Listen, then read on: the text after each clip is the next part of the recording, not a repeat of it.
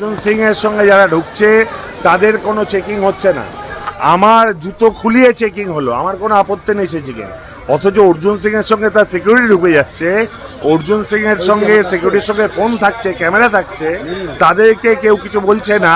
অথচ আমাদের বেলা কড়াকড়ি। আর যদি ফোন ঢোকানো তবে সকলের ফোন ঢুকবে। আজকে সিকিউরিটি ফোন ঢুকলে কাউকে আটকালো না, আজকে কেউ তাকে অ্যারেস্ট করলো না। আজকে বলার পর সে দৌড়ে দৌড়ে বেরিয়ে যাচ্ছে, কেউ একবারও এই আমার কাউন্টিং রুমে ভেতরে তারা ঢুকে গেল ফোন নিয়ে এবং বাইরে বেরিয়ে গেল, কেউ আর আটকালো না।